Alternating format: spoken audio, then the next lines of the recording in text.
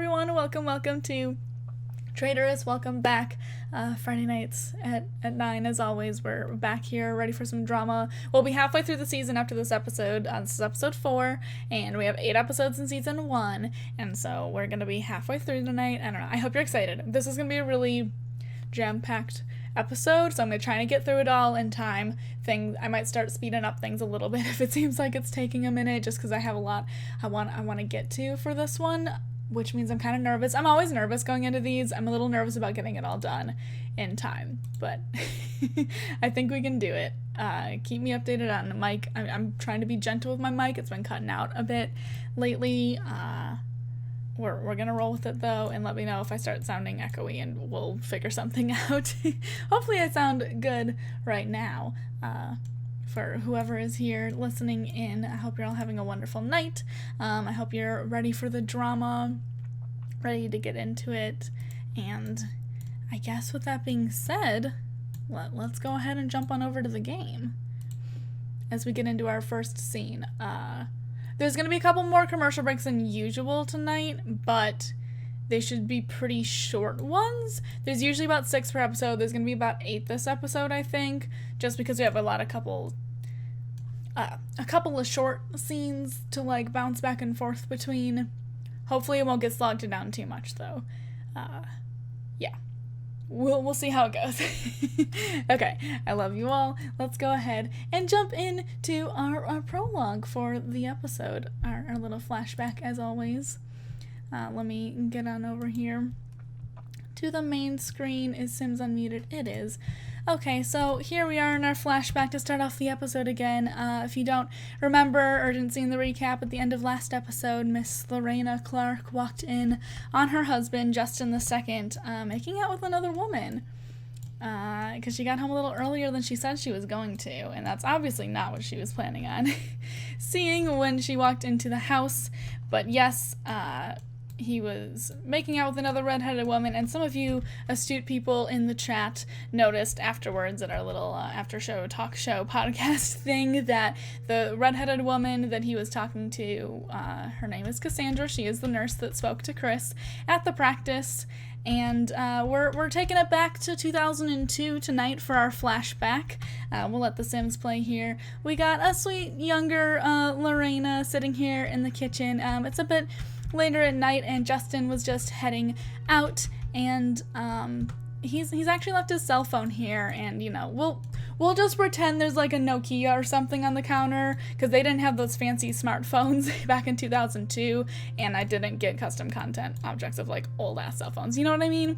So Lorena has caught the fact that Justin left his cell phone on the table though, like on the kitchen counter, and being the wonderful loving wife that she is, she's gonna of course make sure that he has it. Oh, their needs are bad because I didn't disable them yet, but we won't be here long enough, it's fine. So she's gonna go ahead and pick up his phone and be like, oh sweetie, you left it. But see, she noticed when she picked up the phone though that there was an incoming text that seemed a little bit sketch, a little bit suggestive, and it definitely wasn't coming from her, of course.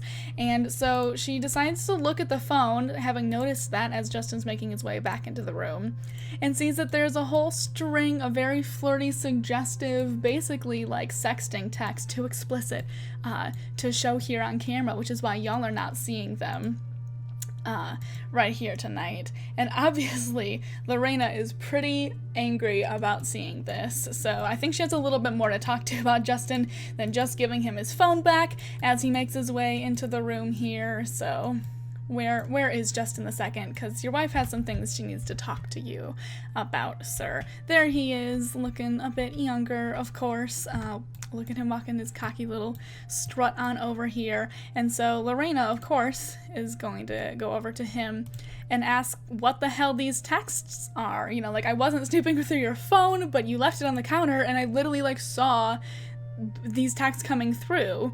Like, who the fuck is... Oh, Sims, you can bring up the menu. We need her to yell at him, you know? Like, who are you texting and why? Like, here, we'll chew him out. That sounds good. Because I think she's angry, but she's also a little heartbroken. I mean, Lorena's really in love with Justin, okay? They've they've been married for a while. You know, they have 2 children together now. Charlie would be about 4 at this time. I think Chris is 10 or so. Maybe 12. Oh, I didn't do the math on his age. But it looks like he's trying to plead with her, saying, baby, listen, like, you know, oh, you weren't meant to see those. It wasn't like that. She's like, no shit, I wasn't meant to see them. Like, but I did. So explain yourself. Who is this? And he is gonna go ahead, not really knowing what else to say, kind of caught in a tough spot here. Just be like, well, you know, I've just recently gotten the private practice going, and I've been hiring a lot of, you know, different medical people to join my practice, come out of the team, and I've found this really, really great nurse, and her name is Cassandra, and I don't know, it just sort of happened, you know, she started coming on to me, and she's just, we have like such a connection, there's such a chemistry there, and I don't really know, like, I'm sorry, you know, things have just been a little rough around the home, you know, taking care of the kids and stuff, and just, you know, starting up the private practice. We're not, oh, Sims, come on. We're a little low on money right now, and I've just been so stressed, you know, it's just stress relief, babe, like, trust me, like, I love you, baby, whatever, all the typical things in the book, but Lorena loves him a lot, and she doesn't want them to completely ruin their marriage over this. Obviously, she's upset. I don't even know if she wants to know how long it has been going on, but she's gonna go ahead and tell him, like, okay, I'm very unhappy about this, and I don't know what to think right now. I didn't think you were that kind of man.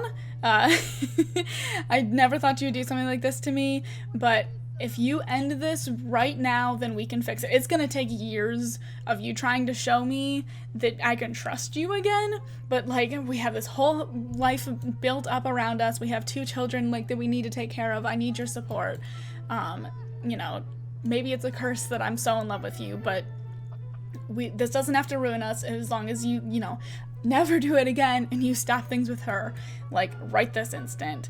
And he'll go ahead and be like, yes, of course, I don't know what I was thinking, you know, I will end things. I mean, I was supposed to see her tonight. That's actually where I was going, you know, there's no need lying now, so I'll end things tonight, I promise you. When I see, like, I'm gonna go out to see her, and the second I see her, I'll tell her that things are over, and we can't see each other ever again.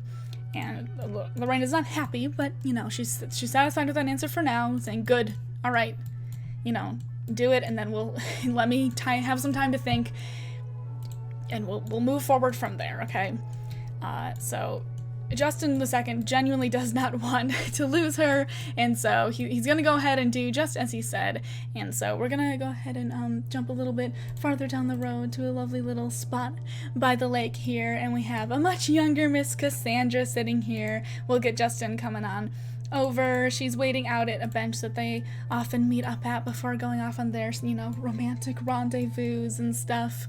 Things have been going pretty well with this Justin guy. You know, she's really happy to have found a job so soon, like, out of nursing school and stuff. It's been a little hard to find a career like opportunity for her, but he's given one to her, and she's really happy about it, and they seem to have such a budding romance, you know, and he's made her all these promises, told her all these things about how much he's, like, falling for her and is growing to care for her and stuff. So she is not expecting anything to go awry at this. She's just expecting a wonderful date with what will hopefully be, you know, maybe her boyfriend, maybe even more at some point.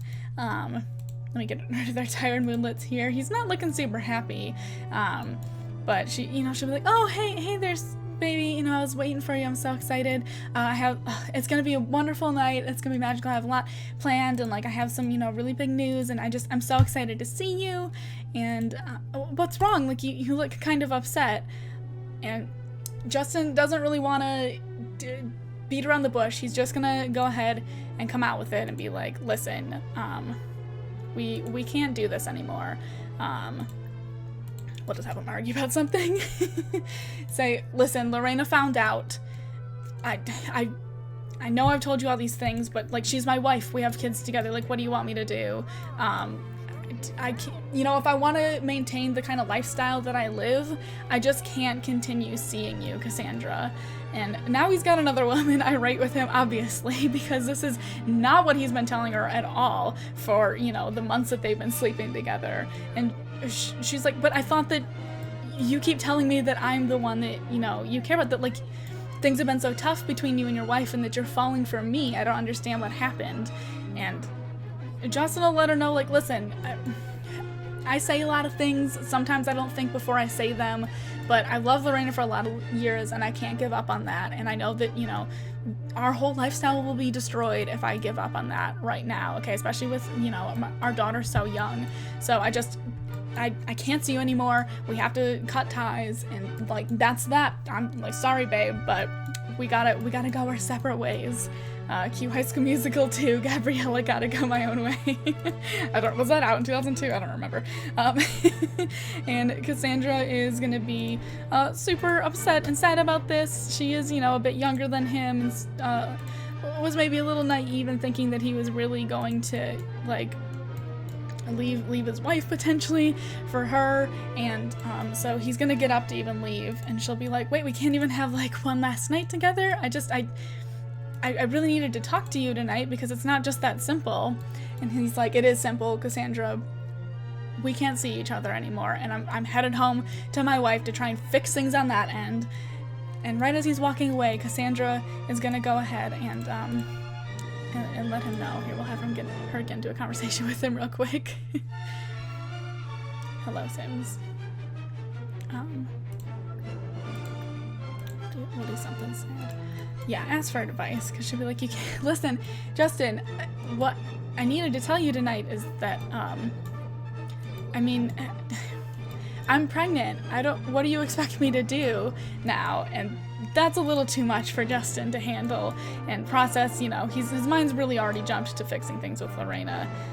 So he's just gonna be like, I don't know. Why would you tell me that after what I just told you? I can't, that's not my problem, all right? We're not together anymore, and I don't care what you do, but deal with it. Like, it's your choice, figure it out.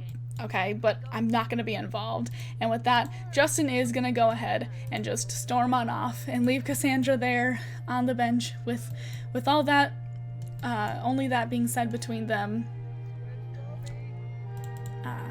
for Cassandra to go on her way and figure things out, all left alone on her own. And that is where we're going to leave the flashback and take a short break real fast and jump back to the present and see how things are going quite a few years later, now that Lorena's found these two in bed together again back in 2020. Welcome back to Traitorous. We're, of course, back in the year 2020. We're back in modern times now, where Lorena has just yet again found out that Justin is cheating on her with Cassandra. Cassandra's put on a little bit of clothing. It looks like she's thrown on Justin the second's shirt here, and they're getting in a pretty heated argument, of course. Lorena being like, what the fuck is wrong with you? I mean, you almost ruined this family so many years ago, and I forgave you for some reason. You've been so good. Like, you've proven to me so much how much of a good father you are, how much, like, I could trust you, and it feels like you just threw all that progress down the drain, like, yet again. And as they're arguing, we're just gonna have, Cassandra's just gonna kind of slip out. Things are a little awkward, you know. She's gonna go ahead and just go take a seat out in the living room here real quick, because she's like, this doesn't seem, I'm just gonna, you know, head out. Lorena's so, she's seeing red right now. She doesn't even really care. Whatever. She's like, I don't care about Cassandra. Who I'm angry with is you. She needs to continue having a very heated discussion with her husband here. Also, side note, if you see other random family members just kind of wandering around the house, I didn't, like, sequester them all in the laundry room if I didn't need them, so just ignore them if they're not playing a piece. They're just living their lives in the house, you know? Anyways, looks like he's pleading with her a little bit and trying to explain to her, like, you know, yeah, you're right, I'm sorry. And Lorena's like, listen, you told me after you broke up with her that the next morning all of her stuff was gone from the office, and that, like, you hadn't, like, there was no trace of her left, and that you hadn't heard from her since. Like, what happened to that? And Justin's like, no, that's true, that 100% is true. That's what happened after I broke things off with her. Next morning, she was gone from the practice, you know, gone from our lives. But listen, a couple years ago, she kind of came back around, and we were needing some more help at the practice. And I know she's a really good nurse, so she came back, and I hired her back on. that same chemistry was just still there, you know, and I mean, listen, babes, ever since Charlie went off to college, you've kind of been ignoring me. I mean, I know you've been trying all these new hobbies and stuff, but I thought that once the kids were out of the house, you know, that we would have, like, all this time to spend together and stuff, but then you're always, like, off baking or painting or whatever. And Lorena's like, I can't believe you're throwing that back in my face. I devoted, like, half of my life to taking care of this family, to spending time with you, to raising these children, to making sure that, like, you know, we mentally and emotionally stayed afloat while you were getting your private practice together. Like, I stuck with you through cheating the last time. I've spent so much time and energy and, like, emotional labor on you, and for once, I am getting to figure out what I want to do in my life, and you're gonna throw that back at me and saying that I'm not paying attention enough to you, that you're gonna go run out and fuck some other woman just because, like, I'm not busy, or that I'm busy and don't have every hour of the day to spend with you. I absolutely do not want to hear it, Justin. And you know, she's just gonna really ring him out and be like, listen, I don't know what to do about this yet, but you broke my heart once, like, I'm not gonna let you do it again. I can't be here right now. I can't be around you. We can talk at some point, but for now I just need time to figure out what I'm going to do. So I'll be back later tonight to just pick up some of my things, and I don't want to see you when I come back. So please just leave it for now. And Justin feels like he kind of fucked up here, you know, obviously. Cassandra's gonna come back in the room, here to talk to him too, but here we'll follow Lorena out really quick as she stomps on out the door and not really sure exactly what to do. She's gonna go ahead and let's hope that, okay, the relationship panel did not pop up above my borders, good. She's gonna go ahead and call her daughter Charlie, of course. They're, you know, pretty close, and be like, ugh, I'm so sorry, like, I know you're busy with school and stuff, but your dad really fucked up this time, and I just need somewhere to get away to think, like, I don't know where else to go right now, and, like, can I just come stay with you guys for a day or two? I promise I won't oppose. I'll totally be out of your way. I know that apartment isn't very big. Charlie's like, a little apprehensive just because it's not only her decision. Obviously, she lives with her boyfriend Shakoba and their best friend Mohini. She's like, yeah, of course, like, why don't you head over, like, grab your things, whatever, head over, we can talk as soon as you get here. I need to check with, like, my roommates, of course, but I'm sure it's fine. They both love you.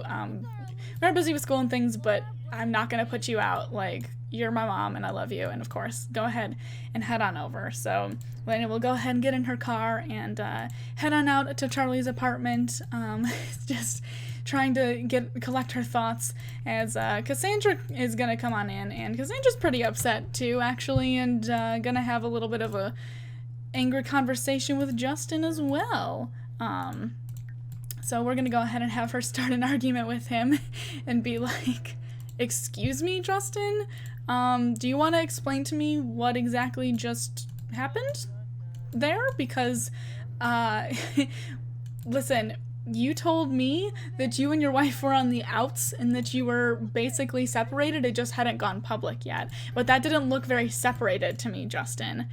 And, you know, he's gonna be like, well, listen, Cassandra, when you came back, like, I couldn't keep myself away from you, and I was so happy to see you again after all those years, and I don't feel like we ever fully explored the potential that was left between us, and I know how upset you were last time that, you know, you found out I had a wife and stuff, and you didn't want to get in between that, and I know, like, I assured you, and that was wrong of me to do, but, listen, I needed to have you back, and I knew that you wouldn't really come back to me like that if you knew that Lorena and I were still on good terms, and so I may have lied a little bit about where Lo and I were, but it was for us, Cassandra, like, it was for, you know, the way I feel about you, like, doesn't that count for anything? And Cassandra just is gonna, we'll have her continue to yell at him. Their argument keeps stopping here. She just doesn't even have the words. Just argue, whatever, and be like, I can't believe I fell for your bullshit again, okay? I came back to you because I was in a financial, like, hardship, okay? Like, being a single mother, you put me in that position, so I came back to you. God, I should have known that you didn't actually care about me, only what you wanted, when you shirked my financial responsibilities off onto your parents instead of taking care of it yourself. And God, I don't know why I let you manipulate me and fell for it again. I guess maybe I just had some, like, lingering hold on you as well. But, like, no, I can't believe that you tricked me into sleeping with you, like, again, and believing you. Like, I'm gone for good this time, okay? Because I'm a damn good nurse, and my name's been getting around more, and I can find a job that's not at your shitty practice anymore, okay? You can tell your parents to fuck off, like, I don't want their help anymore. I'm in a good enough place now that I can go on and make my own living, and I genuinely, you know what, this time, I'm done and I don't want to see you ever again, okay? So erase me from your phone, like, erase me from your life, swear to God, like, I should have never come back and asked you for help. So she's gonna go ahead and put on her clothes, and she's gonna go ahead and head on out the house as well. I don't know what... Here, we'll have her switch into her everyday clothes. Oh, she's in her scrubs. She'll swing by the office right away to pick up all of her things. But she's gonna go ahead and stomp on out as well and leave Justin here with no one to warm his bed for the night, trying to figure out what the fuck he should do exactly. And before we leave the Clark household for tonight, we're gonna go ahead and pop upstairs real quick where Justin's his father, obviously. Christopher is on his computer here. Let's get him doing something. Just sort of looking through. Oh no, I forgot to take the skincare mod of Slice of Life out of my mods folder, so excuse if anyone has pimples or some shit. You know, he's just working on stuff, doing some things for the practice. Amanda told him that she has, like, something that she really wants to tell him and blah blah blah, and to, like, you know, don't look for a minute, I gotta set things up. And he's kind of confused, but whatever. He's just gonna work on things, and he's been on his phone a lot lately. He's gonna get on his phone again. He's been on there on and off, but over the past few days, ever since him and Rosie struck up that conversation at the practice, they've been talking pretty on and off, you know, texting. Not really a day has gone by where they haven't just sort of had some kind of light conversation. He's been really enjoying, you know, talking to her, making a new friend that has the same sense of humor that he does and such. And so they're texting back and forth today, and here we'll pull up these texts real quick because it's actually the day. Oh, camera help, thank you. Get back on your phone, buddy. It's actually the day that Rosie is going to, like, use the sperm donation, like, inseminate herself, you know, and she's like, oh, shut up, like, it already took me a few days to get the courage to do it, whatever they were talking about before, you know, and he's like, you got this. This part adds actually, you know, involves the least amount of effort compared to the rest of it on your end, and she's like, wow, thanks. He's like, dive right in, you know. She's like, oh, just like your swimmers are about to do to me. He's like, oh, no, nope, bad, delete, back it up. She's like, listen, it's my goal to make this as gross and weird for you as possible. And he's like, Jesus, okay, just keep me updated. You know, headed to my bedroom. Wow, just vaguely updated Rosie. Now I'm grabbing the container. God damn it. Before Amanda, of course, cuts in and it's like, okay, hey, babe, all right, put your phone down. Okay, I'm ready. You can go ahead and turn around and see what I have prepared. So we'll let Christopher stand up from his chair and take a look at whatever is going on with her stuff there. And she's gonna let him know that here, let's get them into a conversation. Sorry, I just saw the turkey baster comments in chat. So she's gonna be like, okay, so I put all this together because I wanted to tell you that, of course, I'm sure you know, my parents' charity gala is coming up, you know, within the next month, and I know that my parents have a lot on their plate, and I've just decided that, oh, sorry, Amanda's relationship panel's still up there, but she's making some little flirty jokes at him, but she's like, okay, I know my parents have a lot on their plate, and being the generous daughter that I am, I have decided that I'm going to help them plan the gala. I think it'd be super fun, and it would be able to take some of the littler things off of, you know, their schedule. I can go ahead and help them come up with decorations and like hiring people to work and stuff. And I just thought it would be like a really nice move to be able to help them out like that. So what do you think? And what do you think of my plans so far? I've worked really hard on it. And he's like, yeah, that sounds awesome, Amanda. I hope that you're so good at color and like clothes, and I think that'd be really fun for you. You know, I guess let me know if you need anything. I'm sure, you know, good for you. I support you, of course. And that's not exactly the reaction that Amanda wanted. It's a little lackluster for her, and she's like, I mean, yeah, of course I'll let you know. Like, you're my fiance. I will let you know if I need anything, I guess. But don't you think that's just really sweet of me that I'm gonna be helping my parents out? It's like a lot of work that I've taken on, that I've just volunteered like my time for free to do for them, which is usually that's like a really nice thing to do for someone. And Chris is just not really understanding where she's coming from. It's like, yeah, you're right, Amanda. It is. That's really awesome and generous of you. Proud of you, baby. Hope it goes well, I guess. Yeah, you know, I'm not good at this stuff, so I don't know how much of my input is gonna be very helpful to you. She's just like, yeah, okay, forget it. Yep. Super excited. I guess you can go back to whatever you're doing now. Look at her even rolling her eyes at him. So after taking Charlie's advice to be a nicer person, it hasn't quite gone over how Amanda was hoping it would yet. That wasn't the most excited response, but she's gonna keep working at it, you know, and make sure that Christopher's heart is not straying from hers, of course. And that's about all we have for the Clark family household for this night in game. We now go ahead and cut back over to the Winston Manor on this bright sunny day as Julia is sitting out here having a nice calm afternoon on the bench by Annabelle's grave, of course, spending some time with her daughter as she's wont to do. But today, instead of kind of being left to her own thoughts and her own devices, Brent is actually going to come join her out at the bench.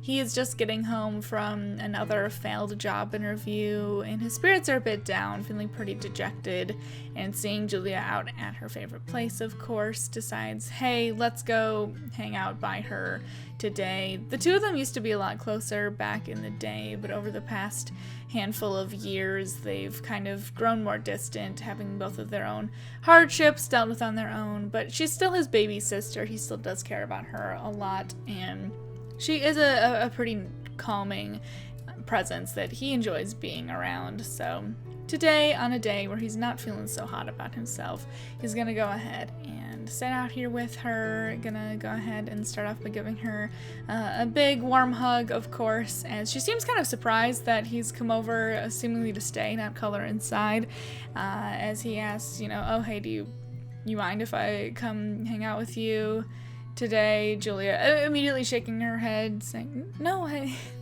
that would be really nice. I just don't expect anyone to want to do this with me anymore. As Brent responds, you know, well, that is silly because you are very good company, as Julia just kind of smiles at that. You know, it's still important to me to spend time with her, even if no one else really seems to agree. And he's like, yeah, no, of course. What are we doing with Annabelle today? She's like, oh, I was just playing for her some new music that I found that I think she'd enjoy. And while they're talking here, Brent's gonna go ahead and start. No, fuck off, rebate day. No. Brent's gonna go ahead and start smoking some of that weed that he bought from Cyprus. That wasn't last episode, it was 2 episodes ago, right? And Julia's just gonna look a little sheepish. I would just rather he have a joint, but this is the only way I found to smoke weed in The Sims 4, just roll with it. You know, and be like, oh, like, do you want some? And Julia's like, oh, no, I don't really, he's like, I mean, come on, like, I know it used to help your anxiety a lot back in college days. Here, let's get back into conversation. And Julia's just like, yeah, no, you're right, it did, but, you know, Terrence doesn't really, like drugs and all that stuff. He says that it kind of rots your brain, and so I probably shouldn't. Brent's just like, okay, but who cares what that prick thinks? Well, Sims, hello. Julia will just chuckle, as she usually does whenever either of her brothers are saying shit about Terrence, and is like, I don't know why you and Rob both hate him so much. You guys should really get to know him better. You know, like, I don't know why you guys are so hard on him all the time. And Brent's just like, yeah, I'm sure you don't know, Julia. And kind of roll his eyes at that comment, but they're just gonna kind of sit in not an awkward silence, which is like a little bit of a silence, you know. Julia never really answered the question, but Brent will drop the conversation. He knows usually once Terrence gets brought up, it's not gonna move much past that, and you know, Brent's feeling a little bit reflective, and you know, it's kind of nice out here in the cool, sunny air with sitting with his sister next to Annabelle's grave, and he's just gonna kind of start a conversation that I think he's wanted to have with Julia for a bit, but never really knows how to find the words to say things. He's sort of an awkward guy. He's not much of a talker, and just start to kind of say to her, like, I mean, I'm glad I can do things like this with you now. I'm sorry I wasn't super present and there for you when it all happened. That wasn't really the best time in my life, you know. And as he's kind of starting getting into this conversation, he is going to get caught off by some yelling coming from the house, yelling out to the backyard of Terrence being like, hey, Julia, you should probably come inside now to grab some breakfast, like, to just calling for her to come in. And Julia will be like, thank you for that, Brent. We can keep talking at some point today, but I should probably really head inside then. And Brent will kind of lose his momentum in that conversation anyways and be like, yeah, nope, that's fine. Don't worry about it. I get it. You have to go inside. Terrence is calling, so go ahead, and he'll just stay out here a little bit longer and contemplate how maybe he would have finished that conversation if they had the chance. We're gonna go ahead and jump upstairs in the Winston Manor, though, to the little rec room. Let's actually get these girls working out here. So Amy and her daughter Samantha, of course, I can barely see her face on these portraits because I got the shorter teen preset mod in. So Samantha, I don't know what the fuck you're doing, but oh, high school, whoops. Shh, pretend that it's the weekend in canon. So she's gonna go ahead and get on the treadmill here, and they're just working out a little bit. And we, of course, I promised in the Discord a little cameo from everyone's favorite character, Tyler, over here for right now. You know, he's hanging out by Mom as the girls work out, his mom and his sister, just doing some playing. If Samantha could get up onto the treadmill at some point, please. But the prom is coming up very, very soon. It's actually the next day, and so the mom and daughter bonding over some working out and stuff, if Samantha will ever fucking get up here. And Amy's just kind of talking to Samantha about school and how prom is going, you know, she knows she's running for court and stuff. Amy's really busy being a lawyer, of course, but she does still really care about trying to be as active as possible in her children's lives and knowing what's up with them. There she is, finally. And Samantha's assuring her, you know, like, oh, yeah, Max and I are super great, and running for prom court is going super duper well, and I think, like, we're shoo-ins, you know. I'm definitely one of the most popular girls, like, at the high school, and it's going really great. Everyone's assured me that I have their votes, you know, and I think it's gonna go well. And he was like, that's wonderful to hear, like, as long as you're keeping up with your school and your other activities, of course. She's like, oh, yes, of course, I'm still the head cheerleader, and I'm super great at that. Like, you know, the coach is just saying that I have been making a lot of improvements lately, and I'm a shoo-in to continue to be head cheerleader next year, so that's going super well. I am the top of my class. I have got everything under control, and I've been practicing, you know, a few hours a day for that big piano concert coming up, and, like, don't worry, I'm just being perfect at everything. Still, I got everything under control, and I'm definitely gonna bring home the crown and the next cheerleading medal and the next award for, you know, concert soloist. I know I have a lot of responsibilities, but I promise, you know, like, I got this, Mom. I'm doing super great, and everything is going really, really well. You don't need to worry about it. You got a lot on your plate with work, I know, and so I got myself, of course. And Amy's like, okay, as long as you know that, you know, I'm here if you, as much as I can be, I guess, if you ever need it. That's really awesome to hear, though.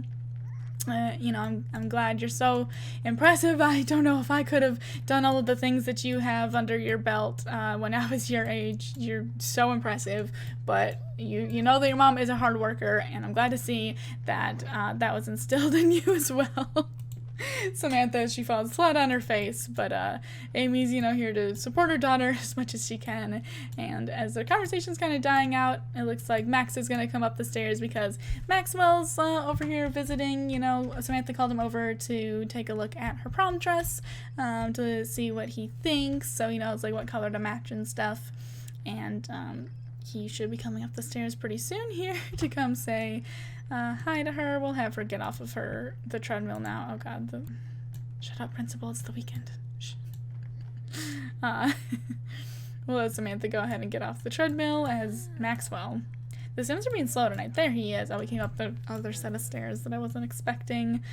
He'll go on over here and give her a little kiss on the cheek. He's a little earlier than she was expecting him to be over, you know.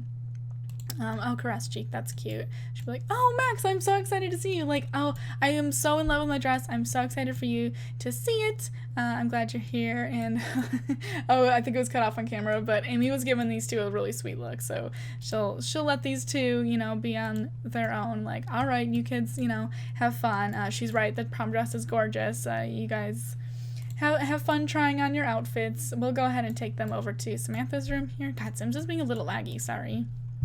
Oh, hello, Robert. I don't know what you're doing in Samantha's room.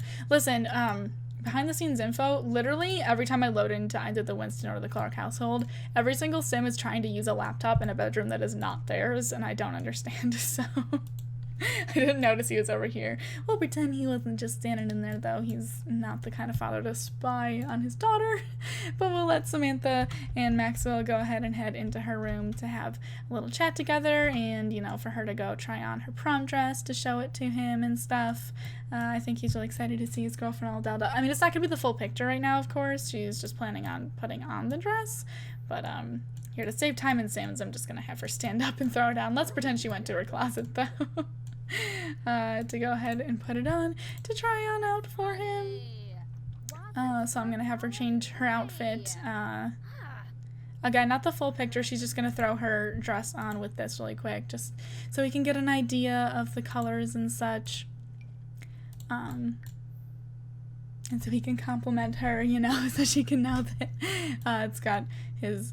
Not that she needs a seal of approval, but I think she likes to know that he has a favorable opinion of her. Oh, they're feeling a little flirty here. Passionate, my goodness. We'll have him go ahead and compliment her. He's been kind of nervously checking his phone a lot since he got here, which Samantha's noticed, but she's not gonna, you know, press about it. She knows that he'll tell her something if there's anything going on that he needs to tell her. And he'll be like, oh my god, like, you were so right, babe. You look absolutely stunning in that. Prom is gonna be so wonderful tomorrow. I can't wait to, like, walk into that room with you on my arm. You're so beautiful.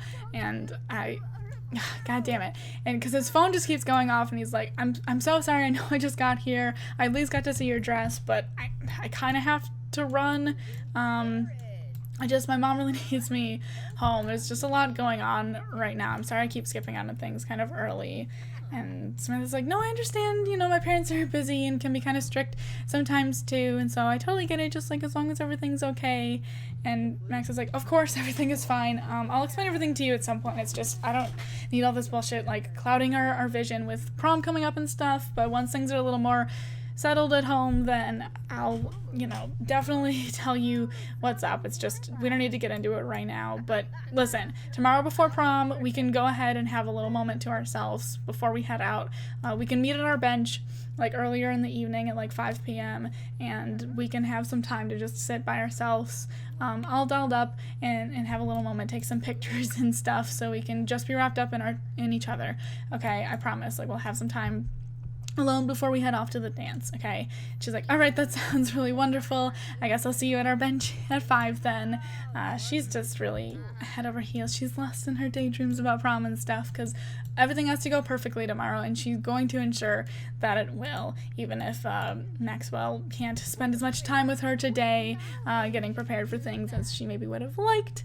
That's the way it goes sometimes, and she's very much looking forward to having a little bit of, you know, watching the sunset and whatever with him before they head off to the dance. And so that just a couple, you know, more mundane things happening at the Winston household, but that's all we're gonna see with them for now.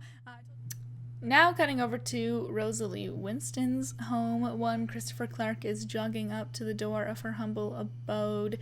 Though not really seeing each other in person since their first meeting, Chris has been texting Rosalie a lot ever since their first little conversation on a whim there. The two of them have been communicating pretty consistently, just mainly because they enjoy chatting with each other a lot, they've discovered. And so Chris has been, you know, keeping up with her on a pretty consistent basis, and knows that today is the day Rosalie was going to try and inseminate herself for the first time.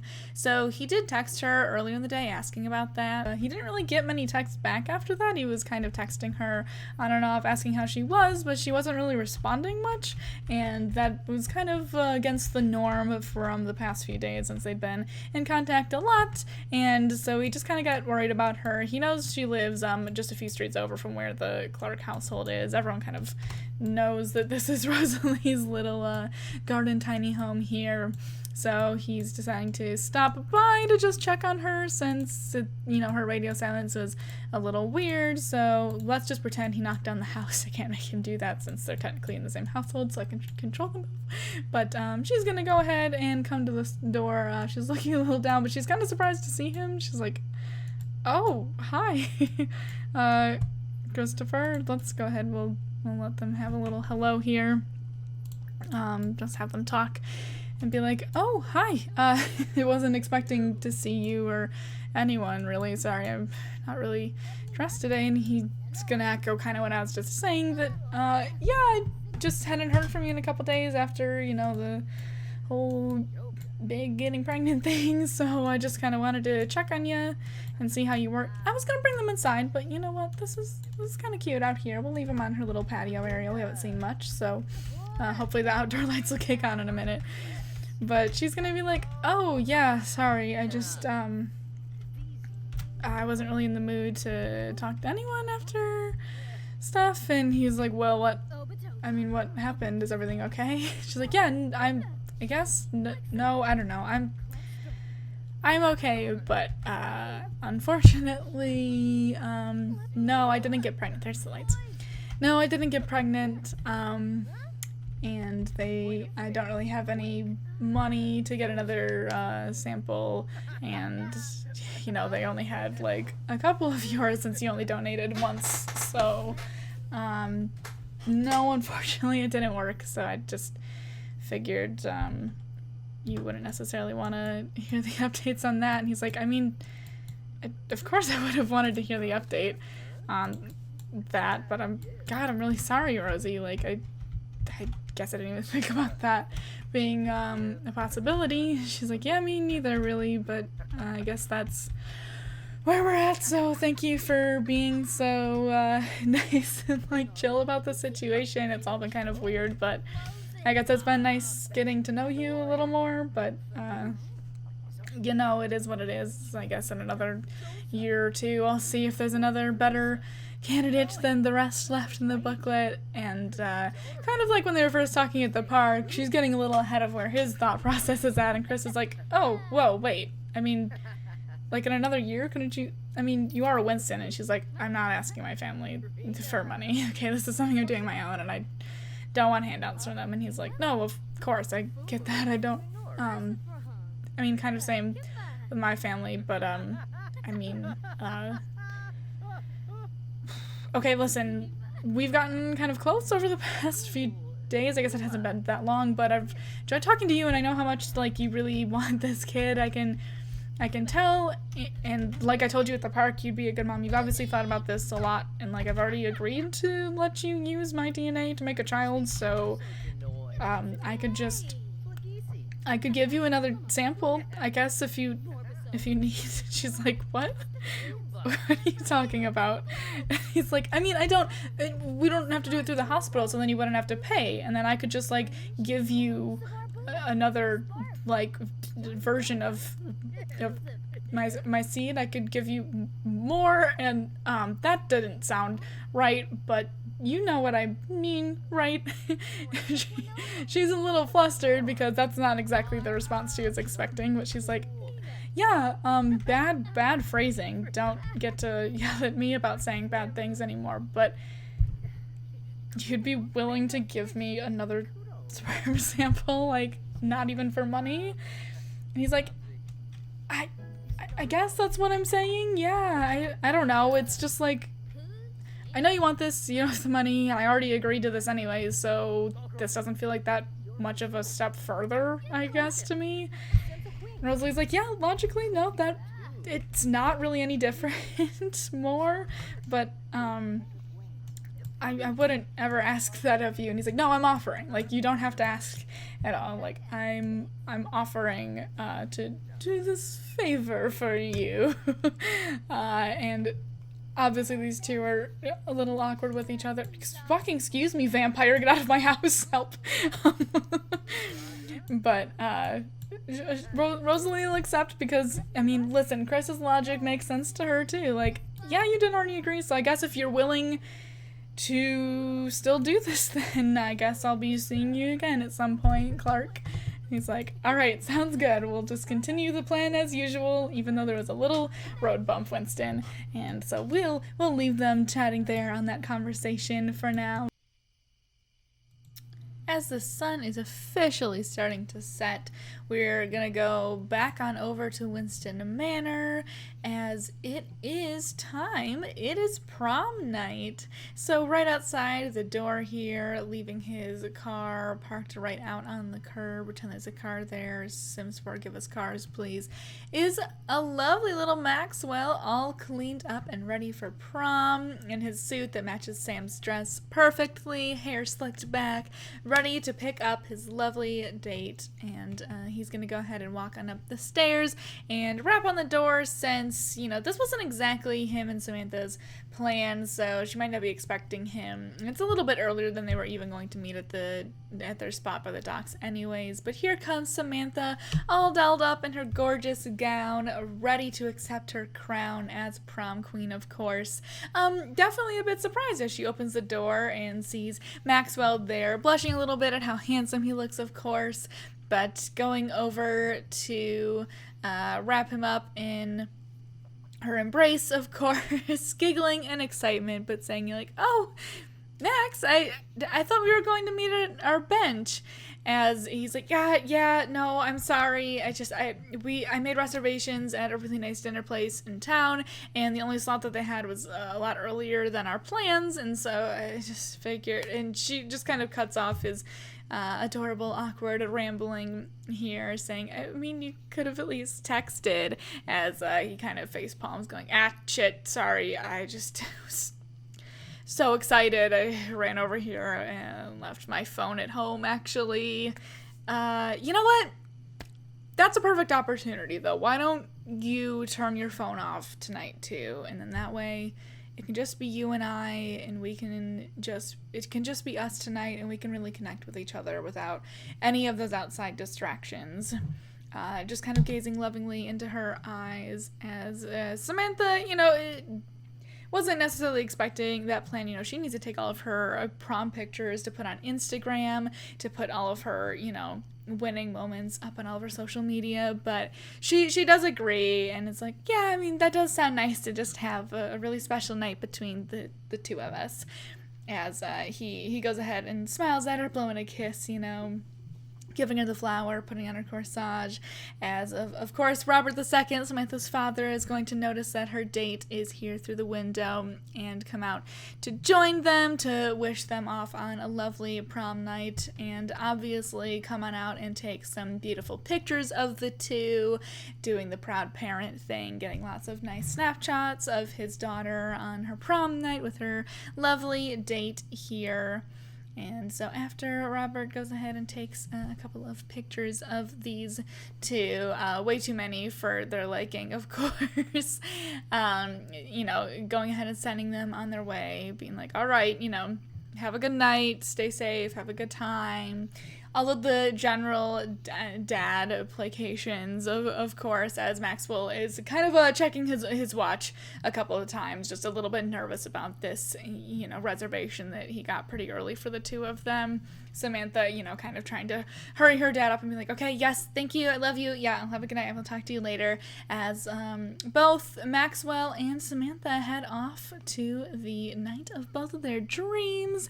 Robert going ahead and heading upstairs, saying that he'll let Amy know, you know, he'll let mom know that she's headed out to prom, since he thinks that she's busy on some business call right now or something, and he'll show her all of the beautiful pictures that he took of Sam, of course. So as Robert heads upstairs, and the other two are going to go ahead and head to prom, though. Oh, look at her. She's turning her phone off.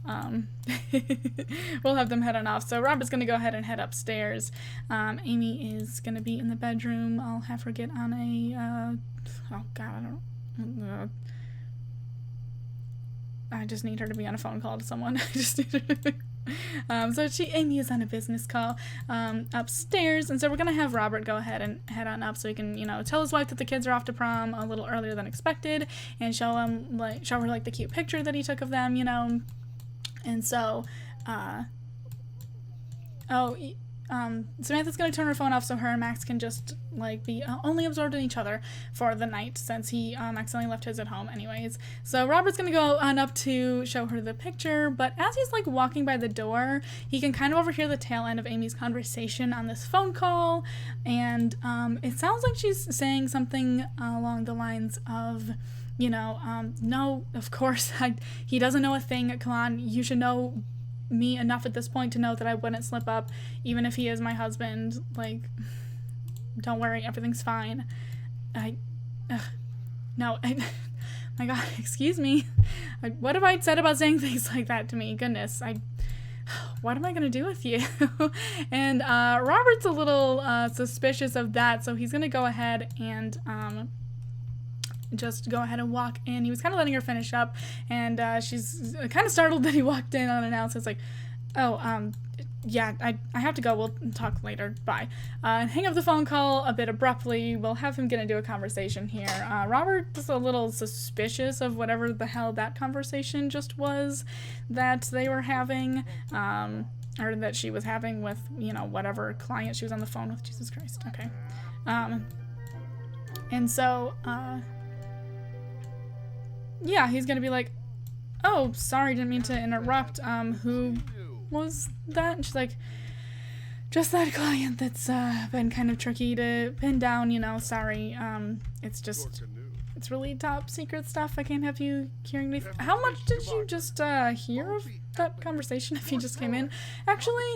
And he's like, you know, last few sentences or so. Amy, he's kind of getting angrier by the minute he's sort of processing more of what he heard, and she's like, oh, gosh, sorry, I'll be a little more careful, that's just, I would love to tell you, and I will eventually, but it's just really classified stuff right now.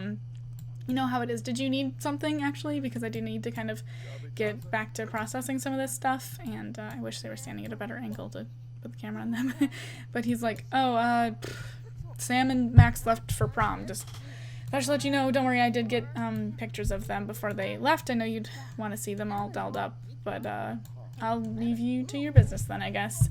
And so he's gonna go ahead and leave the room. She can tell he was a little downtrodden about that. It was sort of a weird vibe that she was getting from him, and she feels kind of bad, like she feels like she messed up somehow, but she's not exactly sure what happened.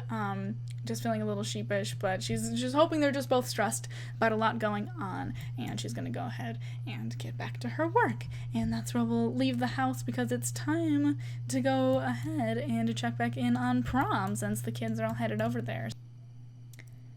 Alright, baby, we are cutting over to the main event, of course, to prom. We are at this beautiful lot that, yet again, I am so sorry I don't have my notebook anymore that I was reading from during Traitorous, but this is another beautiful lot that I found in the community that we used for the prom night venue here in Traitorous, and it's so gorgeous, it's wonderful, and it works perfectly for prom. And I'm so sorry I don't have the name of it and who made it anymore, but here we are taking a look inside. We're gonna pretend that the dance floor is full of little preppy teens, okay? Because if I added more than the usual affair we already have seen, the game would die. So everyone is here, all the who's who of Northridge High, of course. Samantha, along with all of her friends that we saw previously when she was at school, they're all here, hanging out, dancing. Maxwell is boogieing right next to her, of course. The jocks are here with their dates, and everyone is having a grand old time, breaking it down, enjoying prom, except for Kelly. Kelly is, of course, kind of being the wallflower, not really taking a part in the festivities. Here alone, actually, but just kind of, enjoying her cup of punch over in the corner.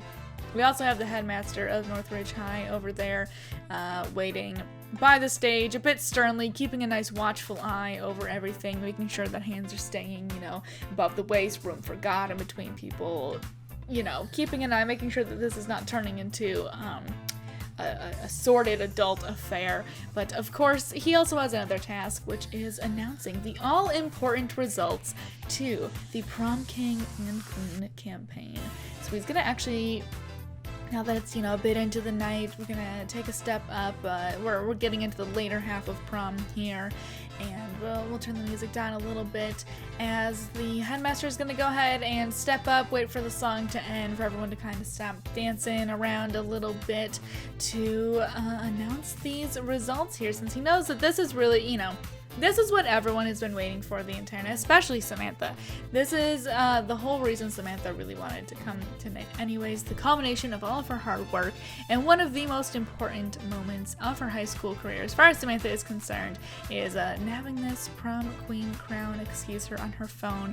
I can't stop sim teens from being on their phone that much, but Samantha's phone is off. She's not checking it tonight. She's complying with what Maxwell asked, since he left his phone at home, to turn hers off and just kind of have a night completely absorbed in prom and themselves. She has been missing posting on social media, but she's been staying off of it despite what the Sims are defying me and doing. But here we have our headmaster finally taking the stage. Samantha's stomach churning a little bit, but excited as he first announced Prom King, which the crown for Prom King is, of course, going to Maxwell.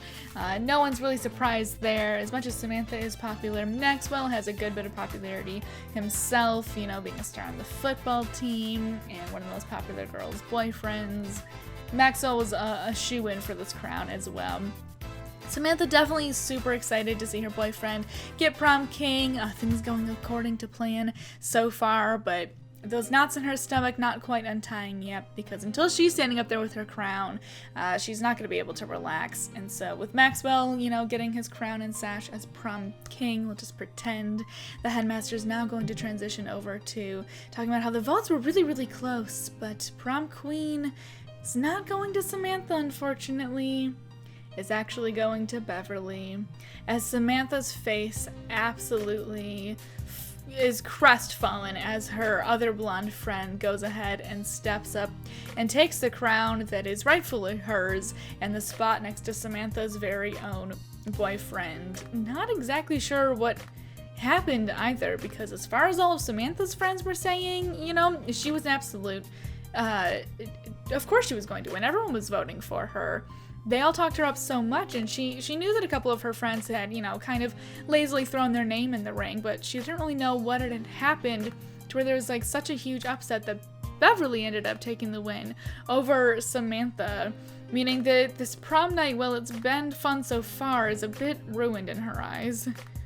And to add insult to injury, of course, it is now time for the traditional dance between the prom queen and king, which should have been Samantha and Maxwell, but will now, unfortunately, be Beverly and Maxwell dancing together. Okay, well, we can't get them to slow dance, so let's just pretend that I'm gonna get them dancing, and let's just pretend that they're slow dancing together, okay? And, listen, Samantha over here, she knows that this is obviously what they have to do, like it's tradition and stuff, but she's pretty sad seeing him dancing with Beverly, of course, because this was supposed to be her and his like prom king and queen dance, of course. Like this was supposed to be her dance, and it kind of sucks that he's just dancing with her. She doesn't really like seeing it, and she's kind of sad that he went along with it. Anyways, I mean, she supposes he has to, but it's just, she lost prom queen and she's having to watch her boyfriend dance with another woman, so she's just pretty upset. She's gonna go ahead and go take a seat outside. She's just gonna excuse herself because this is just a lot for her to handle right now. She doesn't want anyone to see her cry or to see how upset she really is, so she's just gonna walk past them, kind of upset that it seems like Max is barely even noticing that he's having a lot of fun dancing with Beverly over there, and he's gonna go ahead and once the dance is finished, let her sit out here for a little bit. And, you know, once he's all done with his dance, realize that his girlfriend's not in the room, so he's gonna go ahead and go out and sit next to her out here, figuring that's the only place she could have really gone is out front again. So he'll come join her on the bench here and be like, I mean, he's feeling pretty good about himself. He just won prom king. Like, that's pretty important. I mean, it's his senior graduating class anyways. And we'll have him ask him about her sadness, maybe, I guess. If we can get that interaction to come up. Discuss sad mood. That works. Good. And so he'll be like, oh, babe, like, what's up? Why'd you leave? I know, like, I'm so sorry you didn't win. Oh, God, that really sucks. But, you know, like, sorry you dipped out. You missed, like, my big day. I mean, I still won. It was kind of a big moment for me, and it kind of sucked to not see you there. And she's like, oh, I'm so sorry. Yeah, no, you're totally right. I just, it was just, like, a lot for me to, see at the moment. It was just a lot of emotions rushing through my head, and I know you had a dance with her, but I didn't really like seeing it. I mean, you didn't have to dance with her, I guess. He's like, I mean, babe, listen, it's tradition for the prom king and queen to dance together. Like, obviously that meant nothing, and I would have rather been dancing with you. I don't know why you're so upset about that. She's like, I'm not. I don't know. It was a lot to see on top of already losing prom queen. I don't know. I just feel kind of weird right now. And he's like, yeah, I'm sure that's like a total blow. I ignore the janky arms, it's because of the mod, sorry. He's like, oh yeah, that must suck. I mean, I don't really know exactly how you're feeling, but I think I have something that'll cheer you up, okay? We can bounce whenever you want, because I rented a hotel room for us for after prom, and Samantha's gonna already start kind of panicking about this and be like, you what? I thought we talked. He's like, no, I know we talked, but you said that, like, you might be interested in a prom. Like, you didn't give a definite yes or no about, like, sleeping together after prom, and I just figured just in case, like, I'll go ahead and get a hotel room, and I mean, whatever, we can just chill all night, I guess, if you really want to, but I thought, you know, maybe that would make you happy to, like, have a private space to hang out alone with me. I don't know, we can, you know, help you get over that sadness of losing prom queen, I guess. And this is, again, a lot on top of everything. She's kind of freaking out. It's just like, oh, that's not, I mean, I don't know. I wasn't really planning on, I mean, we should probably stick out the rest of prom at least, I guess. And he's like, whoa, like, slow down, babe. It's okay. It's just, let's just head there and see how you feel, okay? It's whatever, but, like, let's just go and we can have a good night together, okay? And you can let me know how you feel once we get there and we're, like, hanging out alone together, you know? So very, very reluctantly, Samantha, not really knowing what else to do, sort of flustered at the moment, is just gonna say, yeah, okay, yeah, I guess. And so they're gonna go ahead and head off to a hotel as prom is rounding out. Briefly, we cut back over to the Winston Manor up in Robert II and Amy's bedroom, where they are fast asleep, or at least Amy is. Robert has been tossing and turning all night as the thunderstorm rolls about outside.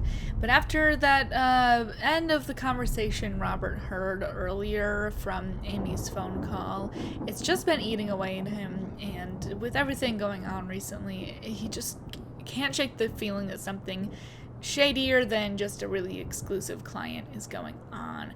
And so, well, Samantha is still off at prom, enjoying her night. Robert is going to do a little bit of snooping, try and put his mind a little bit more at ease, whether it's the best decision or not. He's not sure, but he knows that he needs to do something to help his mind hopefully rest a little bit more, to get some rest. So he's going to go ahead and go down to the study. Thankfully, Catalina is not asleep in there at this time.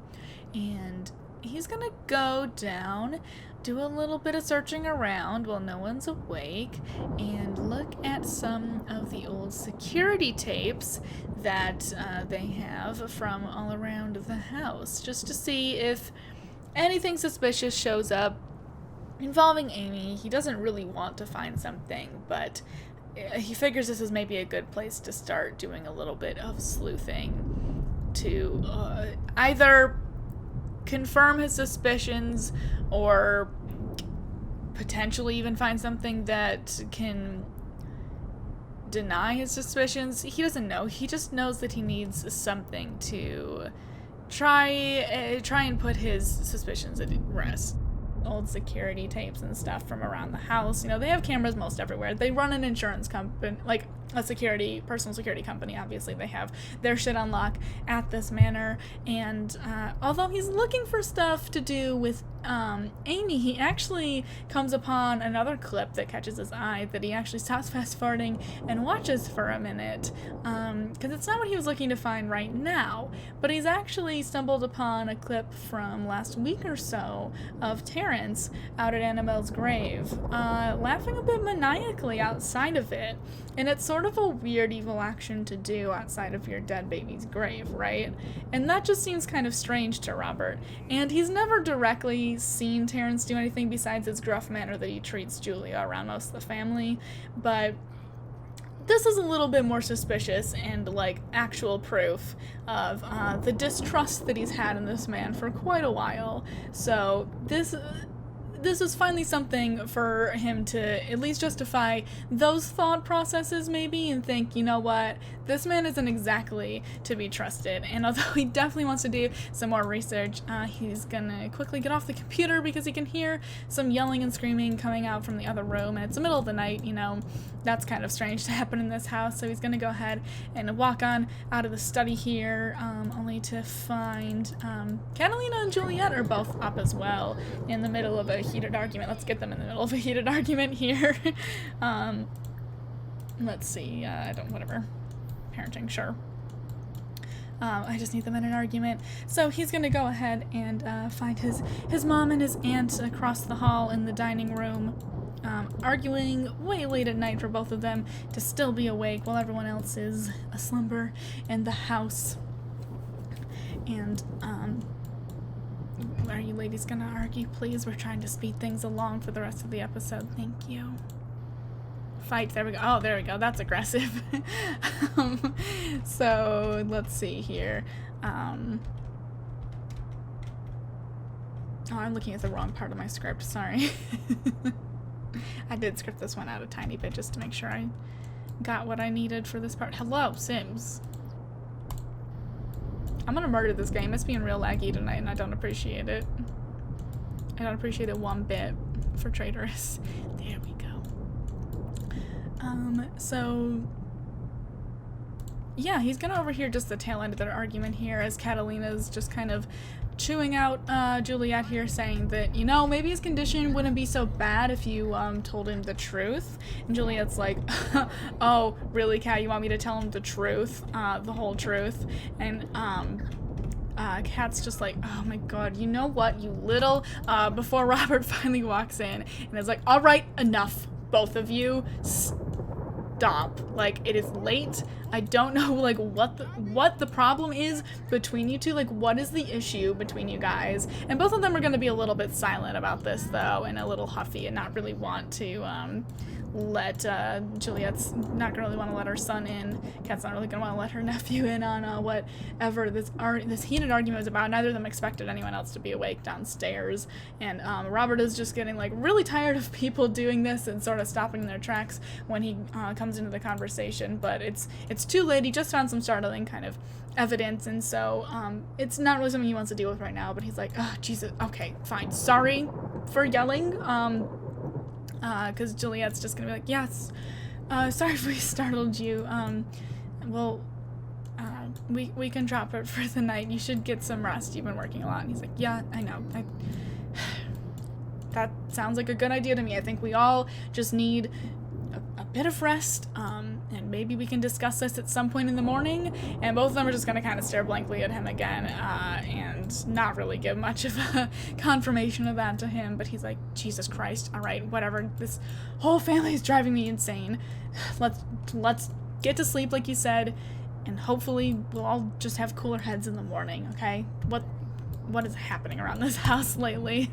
Just muttering to himself as he's gonna go ahead and head upstairs, loosely kind of wondering where Samantha's at. You know, it's getting a little late into the night. She's not quite home yet, but he knows that he trust her to make good decisions and take care of herself, and he knows how prom night can be. So for now, he is definitely gonna try and just maybe like knock back a couple sleeping pills, get to bed, conk out, black out, and not have to think about any of the secretive shit going on around his house for the rest of the night at the very least.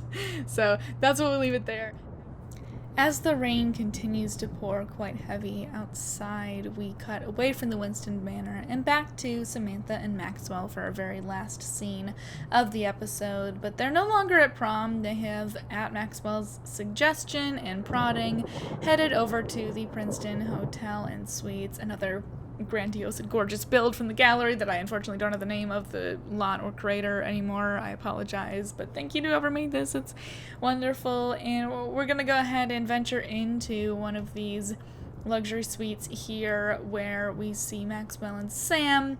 Maxwell cozying up to Samantha here as she thought she knew nerves before when she was waiting on the prom queen announcement, but those nerves were nothing like the pit in her stomach now, as she's sitting in a hotel room alone with her boyfriend, who she's previously told she wasn't really ready to go through with having sex with yet, who seemed understanding and on the same page about that.